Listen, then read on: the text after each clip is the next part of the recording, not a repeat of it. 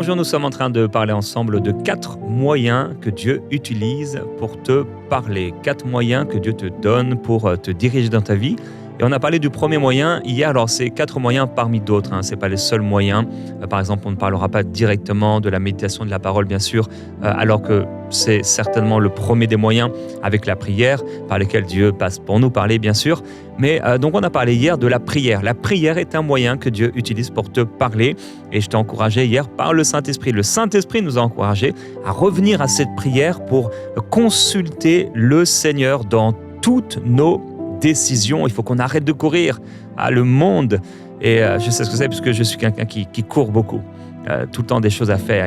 Ça ne s'arrête jamais. Et si les journées faisaient 48 heures, eh bien, je voudrais encore plus d'heures dans la journée. Mais il faut savoir absolument s'arrêter. C'est Heidi Baker, si tu connais, une femme de Dieu avec vraiment un cœur extraordinaire pour le Seigneur. Magnifique ministère qui a porté beaucoup de fruits et qui est extrêmement occupé. Elle partageait un jour, je crois qu'elle passe, je peux peut-être un peu déformé, mais elle passait 2 heures, je crois, par jour à nager le matin en priant. Alors, c'était sa façon de prier, c'était en nageant. En tout cas, quelle que soit la durée, en tout cas, elle passait un long moment chaque jour à prier en nageant. Alors, trouve la manière dont tu dois parler au Seigneur, mais aie ces temps de consultation pour demander au Seigneur concernant les choses de ta vie. Un deuxième moyen que Dieu utilise pour nous parler, ce sont les conseillers. Dieu utilisera des bonnes personnes qu'il va placer sur ta route. Dans cette pensée du jour aujourd'hui, je vais te partager sur, comme chaque mardi, la particularité d'un personnage biblique. Et aujourd'hui, c'est la complaisance de Roboam. La complaisance de Roboam, je vais indiquer ce que c'est.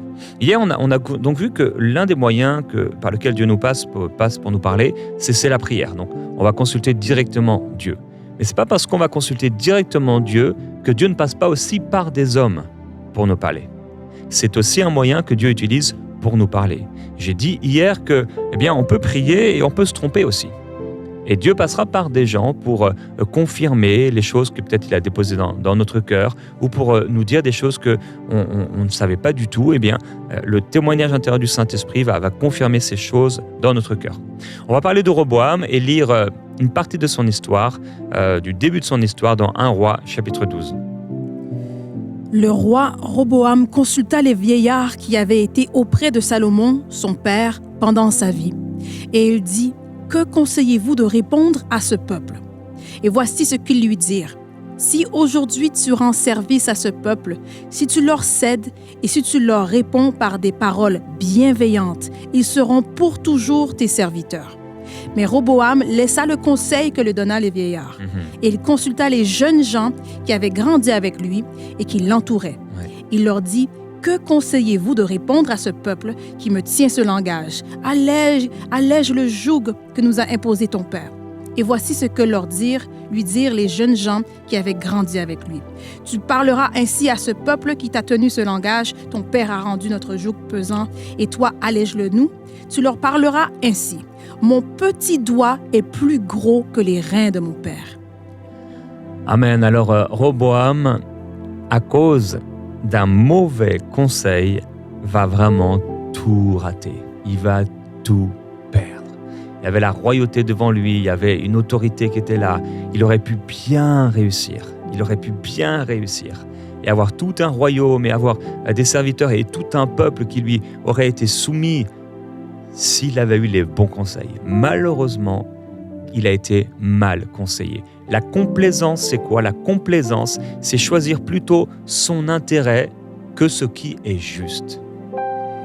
Tu vas choisir pas ce qui est juste, pas ce que Dieu te dit de faire, mais tu vas choisir ce que toi, tu veux faire. Ça, c'est la complaisance. C'est pas bon, c'est pas ce que Dieu veut pour toi.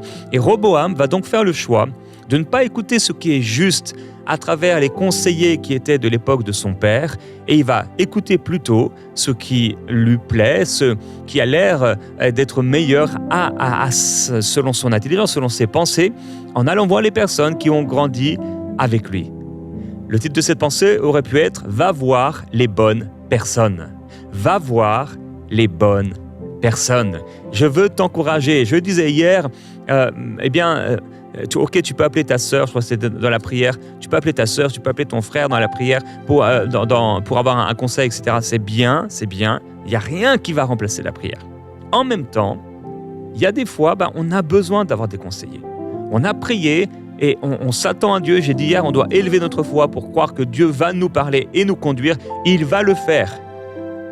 Et un des moyens qu'il utilise pour nous conduire après qu'on ait prié, c'est par un homme ou par une femme, c'est par des conseillers. Il passera par la bouche de quelqu'un pour te conseiller. Maintenant, choisis les bons conseillers. Choisis les bons conseillers. C'était toujours étonnant de voir des personnes qui sont en conflit dans un mariage. La femme et l'homme, ça marche pas du tout, c'est terrible. Et l'épouse va voir une femme qui elle-même est dans des grands problèmes et pour qui ça ne marche pas, pour trouver du conseil. Mais non, ce sera très difficile de trouver du conseil. Peut-être un conseil pour savoir comment elle gère ses émotions dans cela, mais comment se sortir de la situation pendant qu'elle-même est dans cette même situation, ça peut ne pas être la meilleure des conseillères. Va voir les bons conseillers. Et je prie et je termine cette pensée en priant que maintenant, Seigneur, tu puisses donner la sagesse à mon frère, à ma sœur, d'aller voir les bonnes personnes, d'avoir le courage, et d'avoir l'audace et d'avoir l'assurance d'aller voir les bonnes personnes. Parce que par la bouche de ces bons conseillers, tu parleras. Il y a un temps où on doit se taire, et il y a un temps où on doit écouter ta voix à travers la bouche des personnes que tu mets autour de nous. Alors merci Seigneur, parce que tu nous parleras. Amen. Je me tais, où j'apprendrai à écouter la voix du bon berger. Si je me tais, où j'apprendrai à écouter la voix du bon berger. Oui, le Seigneur veut te conduire, il veut te parler. Et parfois, oui, comme le dit ce chant, il faut se taire. Arrêtez de parler. Parce que c'est aussi ça parfois le danger de la prière, c'est qu'on parle. Et on ne prend pas le temps d'écouter. On a parlé de la prière hier. Mais aussi, des fois, c'est on parle. C'est toujours étonnant, des fois, il y a des gens qui, t'as l'impression qu'ils viennent te demander un conseil, mais ils font que de parler. Et quand tu veux parler, ils te coupent la parole, et en fait, tu n'arrives pas à exprimer. Et des fois, il y a des personnes, c'est tellement fort qu'à la fin, tu dis, je me tais juste, quoi. Je vais juste me taire. Non, aujourd'hui, si tu veux entendre Dieu, attention de te taire, et attention qui tu écoutes. Attention qui tu écoutes. Donc c'est le deuxième moyen dont on parle cette semaine. Ce sont ces conseillers que Dieu met sur ta vie, les bonnes personnes qui les placent sur ta route. Et on va voir un exemple dans Luc au chapitre 3.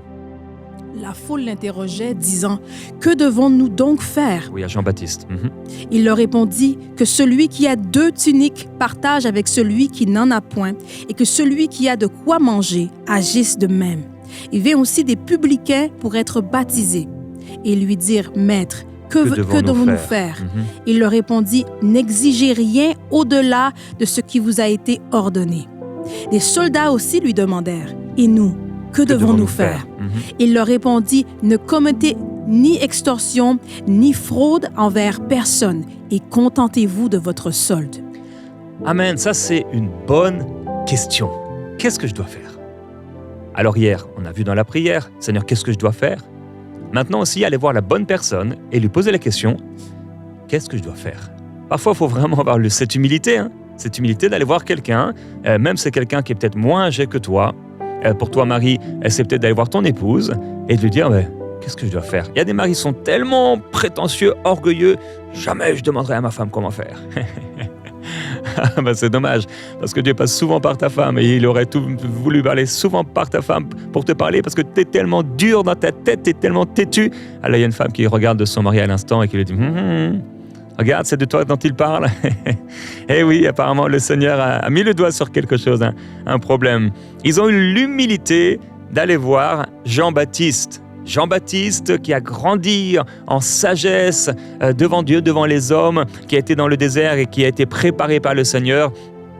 Voilà un homme en qui on peut vraiment avoir confiance, un homme utilisé par le Seigneur. Et la foule tout entière va voir un seul homme. Waouh! Oh, je prie qu'il y ait des bons conseillers autour de toi au nom de Jésus-Christ. Que Dieu place autour de toi même un conseiller. Je ne parle pas d'avoir 50 conseillers, je parle d'avoir une personne. Et à chaque fois que tu la consultes, c'est vraiment Dieu qui te parle. C'est vraiment Dieu qui te parle. Que Dieu puisse te donner un conseiller, une conseillère au nom de Jésus-Christ. Eh bien, les publicains vont aussi venir à lui et vous lui poser la même question. Que devons-nous faire? Et les soldats vont lui poser la même question. Que devons-nous faire? En fait, il y avait une sagesse dans Jean-Baptiste. Ils avaient reconnu que la voix de l'Éternel parlait à travers la bouche de Jean-Baptiste. On priera ensemble le psaume 29 ce vendredi et on déclarera que la voix de l'Éternel est puissante. Mais cette voix de l'Éternel, elle ne vient pas toujours du ciel en résonnant comme un tremblement de terre. La voix de l'Éternel, elle passe aussi à travers la bouche de quelqu'un. Et tu viens chercher conseil auprès de cette personne. Et en allant chercher conseil auprès de cette personne, tu ne t'attends pas directement à la sagesse de la personne, mais tu t'attends surtout à la sagesse de Dieu dans la vie de cette personne. Et je veux t'encourager, pour quelqu'un c'est « Oh non, moi je ne vais pas aller voir mon pasteur » ou « Oh non, je ne vais pas aller voir cette personne ». Et tu sais pourtant qu'il y a la grâce de Dieu dans sa vie. Eh bien, ne regarde pas l'apparence extérieure, mais attends-toi à Dieu. Et d'autres, au contraire, c'est « Oh, je vais aller voir mon pasteur » ou « Je vais aller voir cette personne parce que oh, elle est intelligente » ou « Elle a l'expérience » ou « Elle connaît Dieu ». Ok, c'est bien, mais surtout, va la voir pour entendre Dieu, pas pour l'entendre elle. C'est pas pour la mépriser, bien sûr, mais c'est surtout que tu veux entendre la voix de Dieu et discerner la voix de Dieu dans ce qu'elle va te partager.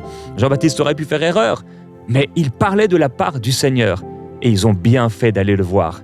Alors, il faut que tu puisses avoir cette question régulièrement. Devant tes décisions, que ferai-je? Que ferons-nous? Un autre passage dans 2 Samuel, chapitre 7. Nathan répondit au roi, « Va, fais tout ce que tu as dans le cœur, car l'Éternel est avec toi. » La nuit suivante, la parole de l'Éternel fut adressée à Nathan. « Va dire à mon serviteur David, ainsi parle l'Éternel, est-ce toi qui me bâtiras une maison pour que j'en fasse ma demeure? » Waouh, ça c'est un passage très intéressant. Donc c'est le prophète Nathan qui va auprès du roi. Et donc il lui dit à David, vas-y, fais tout ce que tu as dans le cœur. Parce qu'en fait, comme Dieu est avec toi, fais tout ce que tu as dans le cœur. C'est un prophète de Dieu. Mais la nuit suivante, Dieu lui dit, non, va le voir en fait. Va dire à mon serviteur David, c'est pas toi qui me bâtiras une maison. Ça, c'est intéressant parce qu'on voit que quelqu'un a consulté un prophète. Le prophète s'est exprimé et lui a donné une certaine direction, mais le problème du prophète, c'est qu'il n'a pas consulté Dieu avant de parler. Et là, il y a un double problème. Il y a le problème du prophète qui n'a pas consulté Dieu avant de parler. Et il y a aussi le problème de croire que parce que Dieu est avec moi, eh bien, je peux foncer en fait. Ça, c'est une erreur qu'on peut faire quand on marche avec le Seigneur. Quand on aime Dieu, on aime le Seigneur, on marche avec lui, on est fidèle, etc. Et se dire, comme Dieu est avec moi, je vois un signe de la faveur de Dieu sur ma vie, je sais que Dieu est avec moi, j'ai plus besoin de prier. Ça, c'est une grande erreur. Où j'ai plus besoin de conseiller, où je sais faire et peut-être que quelqu'un, j'ai été plus loin que lui et je vais mépriser la personne alors que le Seigneur peut passer à travers elle. Je te rappelle que Dieu est passé à travers un âne pour parler à un prophète. J'allais dire, il n'y a rien de plus bête qu'un âne peut-être, ou de plus têtu qu'un âne. Mais en fait, il y a plus têtu qu'un âne, un prophète qui s'est entêté, un homme qui s'est entêté. Tu étais tellement entêté, en fait, tu t'es tellement entêté, enorgueilli que tu n'arrives plus à t'arrêter, comme le disait le chant, à t'arrêter pour entendre la voix du bon berger. Il veut te parler, qui veut te parler. Et il le fait à travers des gens, il le fait à travers des conseillers, il le fait à travers des personnes. Le Seigneur m'a corrigé dernièrement. Ça fait à peu près 1 an et demi, je pense. Et il m'a dit, écoute plus ta femme. J'ai dit, Annabelle, est-ce que tu t'es cachée? Écoute plus ta femme. Et c'était concernant particulièrement le domaine du ministère. Et pourtant, j'écoute quand même Annabelle. Mais il y a comme un truc où j'écoutais pas assez au point d'accepter et de manger. Tu sais, c'est comme tu prends un médicament. Okay? Le médicament, il peut être là.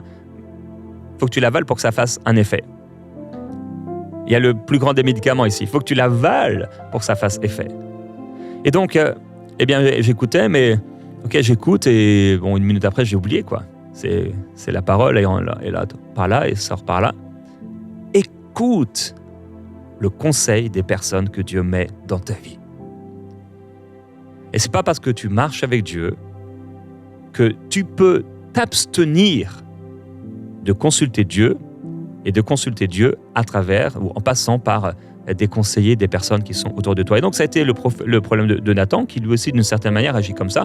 Ok, je suis prophète, allez. Mais non, mais va, fais tout ce que tu as sur le cœur. Mais merci au Seigneur qu'il a été repris et il a été conduit et dirigé par le Seigneur. Donc, c'est vrai que même les gens, les conseillers peuvent se tromper. Ils peuvent se tromper, ils peuvent faire erreur quand ils sont charnels ou quand ils sont humains. Ils peuvent se tromper. Mais ce n'est pas parce qu'un homme peut se tromper qu'on ne va pas aller voir cet homme. Parce qu'en plus, on le voit, Dieu a la capacité de corriger la situation. Je voudrais t'encourager, toi qui es conseiller aussi, ou toi qui as conseillé quelqu'un, si tu t'es trompé, à retourner voir la personne, à avoir l'humilité de retourner voir la personne. Le prophète Nathan aurait pu dire non, mais attends, pour qui je vais passer en retournant le voir et en lui disant une parole qui est contraire à ce que je lui ai dit. Non, je veux encourager quelqu'un, Dieu veut encourager quelqu'un. Tu as donné un mauvais conseil et tu t'en es aperçu. Retourne voir cette personne. Et dis-lui que tu t'es trompé. Demande-lui pardon, que tu as fait une erreur. Dis-lui que tu t'es trompé. Parce qu'il est possible que le conseil que tu as donné il y a 1 an à quelqu'un, il est en train de le poursuivre et il est en train de dévier parce que ce n'était pas le bon conseil. Peut-être qu'en fait, et souvent c'est ça, c'est quand on s'aperçoit que le conseil qu'on a donné, en fait, c'était pas un bon conseil, parce que nous-mêmes, on suivait ce conseil, mais au bout d'un moment, on a vu les implications, les conséquences que ça avait. En fait, on réalise, mais ça, c'était pas un bon conseil. Tu sais, c'est le prédicateur qui commence à prêcher et qui dit, je sais pas, qu'il faut faire ceci ou faire cela, et il remplace la parole de l'Éternel, par une pensée humaine et par une tradition humaine. Et un jour, ils disent, mais ça, c'était pas dans la Bible. C'était une tradition humaine. Eh bien, retourne voir les personnes pour corriger la situation. 1 Thessaloniciens, chapitre 5, versets 19 à 21. N'éteignez pas l'esprit. Ne méprisez pas les prophéties. Mais examinez toutes choses. Retenez ce qui est bon. Waouh, merci Marie. Ça, c'est un bel encouragement. Ok, n'éteins pas l'esprit. Ne méprise pas les prophéties. Ne méprise pas les prophéties. Le Seigneur veut encourager quelqu'un. Je le sentais dans mon esprit de ne pas mépriser la voix prophétique. Ne méprise pas. Tu sais, la prophétie, elle est donnée par un homme. Toujours. Toujours. C'est pas les anges. C'est un homme. C'est une femme. C'est quelqu'un qui te parle de la part du Seigneur. Avec le pasteur Bach qui prêchait à notre église et qui disait qu'il y avait un homme, il avait un don de prophétie. Il pouvait se mettre à prophétiser, c'était juste exact. Mais dès qu'il avait fini de prophétiser, il faisait des histoires dans l'église, etc., etc. Parce qu'un don, c'est un don. Maintenant, même si ce gars-là, il fait des histoires, des problèmes, quand il ouvre la bouche, s'il a un don de Dieu, je vais quand même écouter. Il est imparfait, oui, mais Dieu passe par lui. Il peut passer à travers un âne, il fait ce qu'il veut.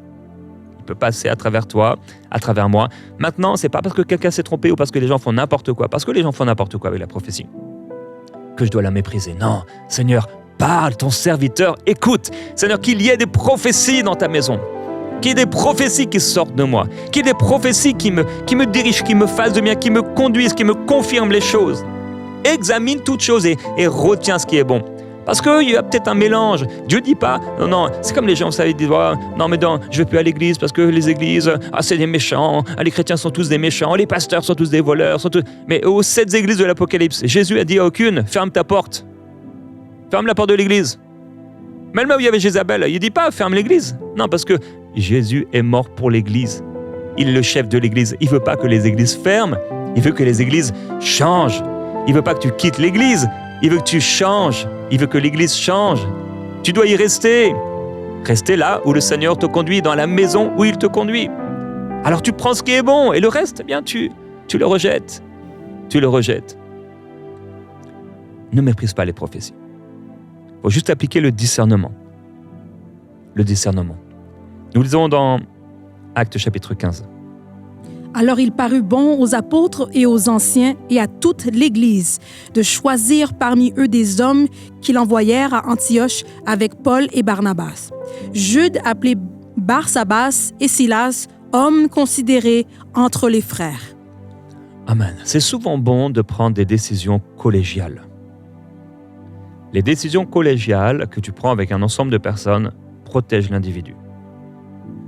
Pour ça, il faut que le collège, l'ensemble des personnes, soit un collège rempli de l'esprit. C'est toujours mieux et qui sait écouter Dieu.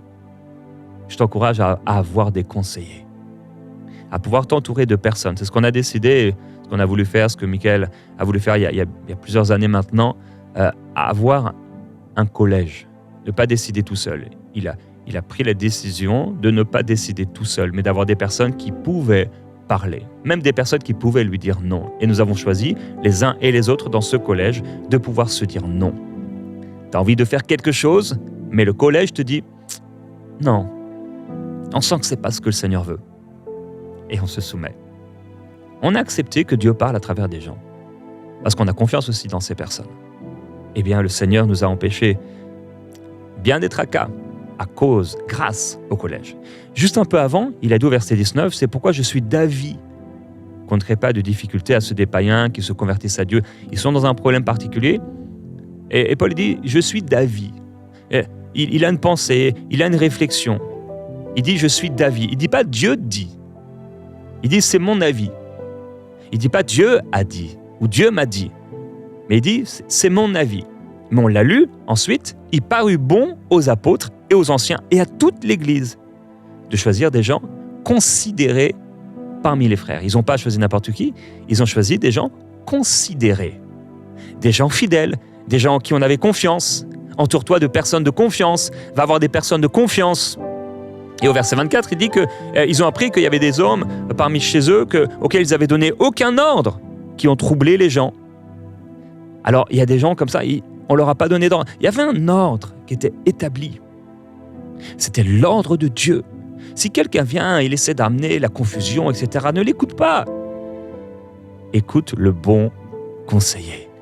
Il te dirigera dans la bonne voie. Et si on peut écouter Paul, et si Paul peut dire « Mon avis, je suis d'avis que », c'est parce que son avis repose sur son habitude d'écouter Dieu et de reconnaître dans son cœur le témoignage intérieur, et également son étude de la situation. Regarde la situation. Il est bon qu'il ait pu le partager à d'autres et que la décision a pu être prise d'un commun accord. Fais attention quand ce n'est pas le commun accord. Père, aujourd'hui, tu nous rappelles qu'un des moyens que tu utilises pour nous parler et nous conduire dans notre vie, dans notre marche avec toi, dans cette vie sur la terre, c'est à travers des hommes, à travers des gens, à travers des conseillers. Père, nous ne voulons pas rejeter ces moyens que tu utilises. Tu l'as toujours utilisé. Tu as envoyé Moïse pour parler à ton peuple. Tu as envoyé tes prophètes pour parler à ton peuple. Même si les gens, et même Jérémie disait, pendant 23 ans j'ai prêché la parole et vous n'écoutez pas.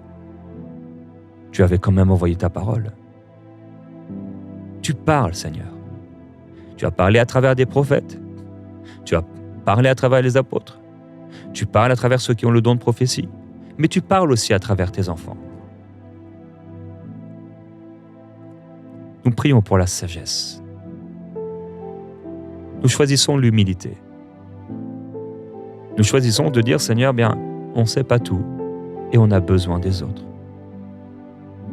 Merci pour les autres.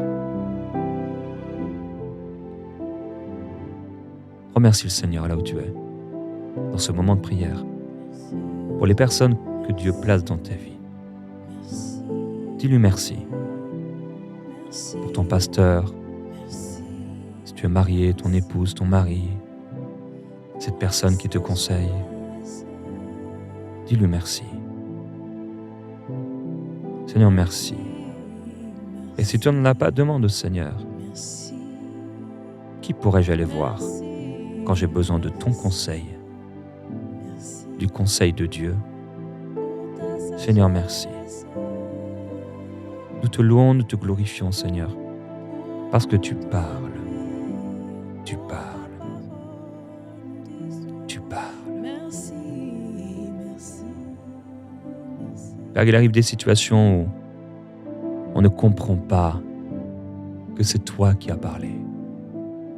Les gens nous ont conseillé, nous ont dit des choses, mais on a endurci notre cœur.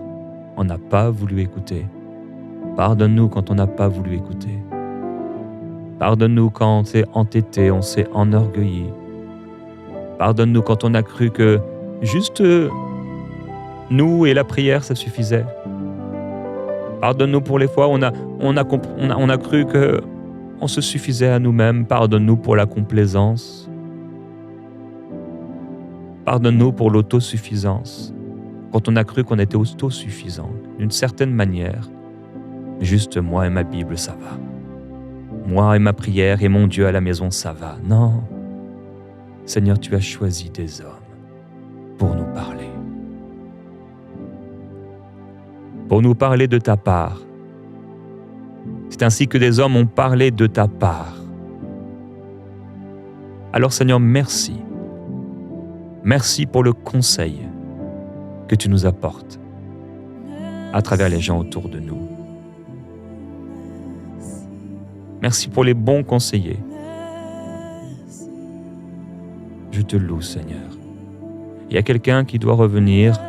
Tu avais une conseillère, quelqu'un qui te conseillait et tu as fermé la porte. Et Dieu est en train de te dire de revenir vers cette personne. De revenir vers cette personne. Reviens.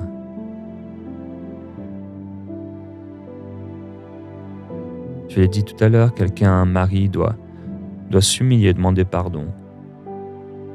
Parce que tu n'as pas su écouter, tu ne veux pas écouter. Tu es entêté. Repens-toi maintenant. Repens-toi. Il y a aussi des enfants, vous avez grandi et vous avez méprisé les conseils des parents. La parole t'encourage, ne méprise pas ton père. Ne méprise pas ta mère. Quand elle est vieille,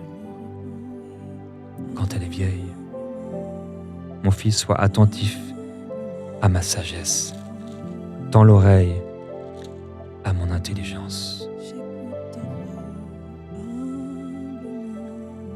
Merci Seigneur pour la sagesse.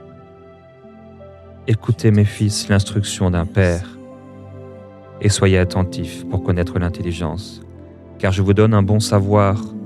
Ne rejetez pas mon enseignement, j'étais en effet un fils pour mon père, un fils tendre et unique auprès de ma mère. Il m'enseignait alors et me disait que ton cœur retienne mes paroles. Garde mes commandements et tu vivras. Acquiers la sagesse, acquiers l'intelligence. Ne sois pas oublieux et ne divise pas des paroles de ma bouche. Ne l'abandonne pas, elle te gardera. Que ces paroles descendent dans ton cœur. Proverbe 5, verset 12. Et que tu ne dises, comment donc ai-je pu haïr l'instruction? Et comment mon cœur a-t-il dédaigné la réprimande? Comment ai-je pu ne pas écouter la voix de mes maîtres, ne pas prêter l'oreille à ceux qui m'instruisaient? Peu s'en est fallu que je n'ai éprouvé tous les malheurs au milieu de l'assemblée et de la communauté, l'Église. Père, merci pour la sagesse que tu nous apportes à travers les autres. Merci pour la sagesse à travers la prédication de l'Évangile. Je prie pour quelqu'un qui s'est endurci, elle a endurci son cœur par rapport à son pasteur. Il est là, mais il n'écoute plus. Il n'est plus dans l'expectative, elle n'est plus dans la soif, dans la faim, que tu vas parler. Cette personne s'imagine même plus que tu peux répondre à la prière qu'elle a faite hier à travers la prédication de cet homme. Père, nous nous humilions devant toi et nous acceptons que tu parles à travers la bouche des autres. Merci pour les conseillers que que tu places autour de nous, Seigneur. Tu le feras et nous te bénissons pour cela. Avec joie, nous recevons ta parole. Amen.